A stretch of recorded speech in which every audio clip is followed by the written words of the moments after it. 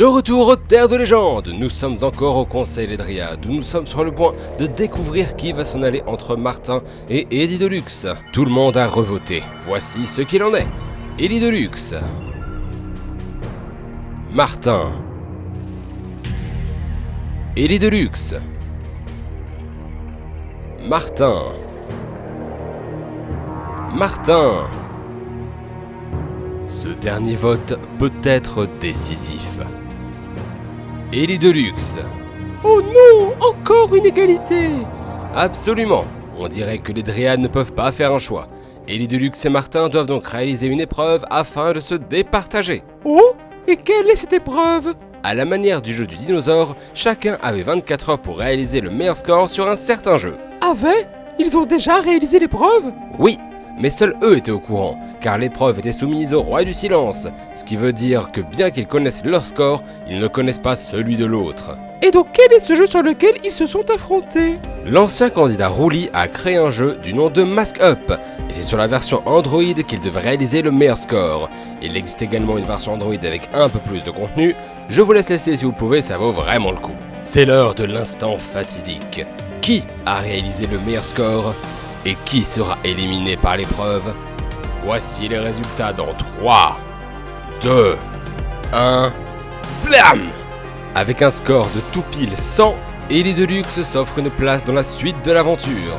Mais avec seulement 52 points, c'est Martin qui doit nous quitter. Martin est la lurne la plus rapide du monde, et c'était sa première participation à l'émission. Et aussi vite soit-il, il est aussi vite disparu. Martin, c'est avec 1 puis 3 votes et enfin une défaite à l'épreuve d'égalité que ton aventure se termine.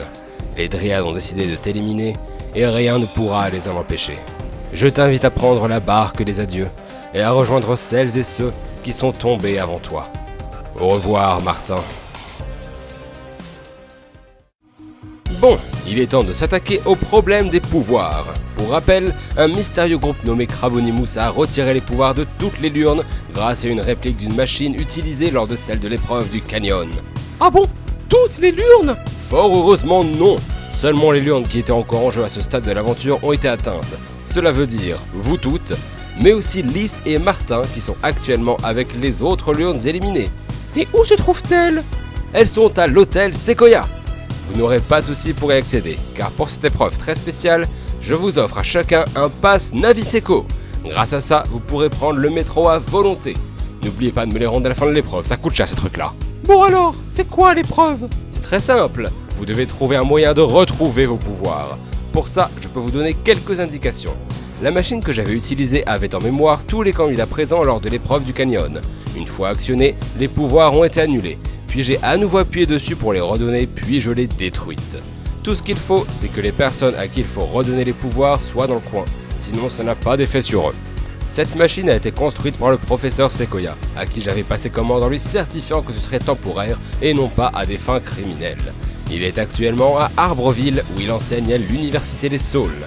Je ne suis pas un grand expert en technique, mais il doit mieux s'y connaître si vous arrivez à comprendre son charabia.